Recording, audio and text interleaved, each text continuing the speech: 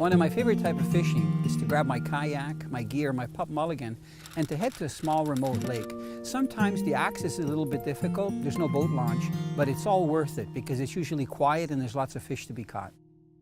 I really enjoy paddling the kayak and getting into areas that a lot of larger boats can't get into.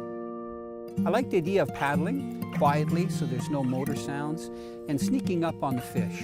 The hot last days of summer are ideal because the water temperature is warm, there's lots of vegetation, and it's actually the perfect environment to catch both pike and bass in a lot of these smaller lakes.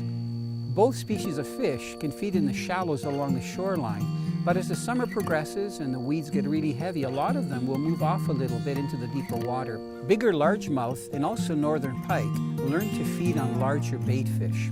And a lot of times when they're cruising that open water off the weed lines, they're looking for individual fish because they know that those are usually an easy meal.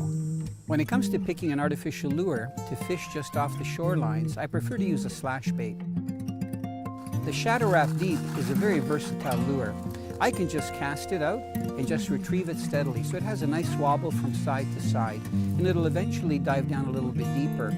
Or I can pause it and snap my rod tip continuously, and that gives it that slashing action from side to side.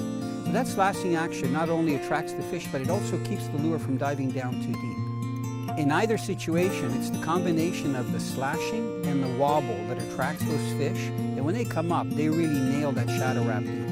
Both largemouth bass and pike have exceptional eyesight, and that's one of the reasons why the Shadow Raft series comes in very natural colors.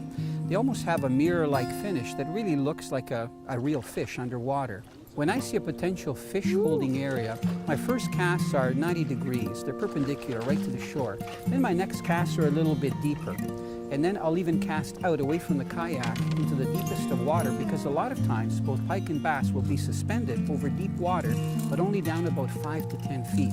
If you're fishing in late summer and you're fishing those shallow water breaks in the deeper water, I'm telling you that a twitch bait or a slash bait is the best presentation that you can make. Even if the fishing gets slow, you have the highest percentage of catching trophy fish.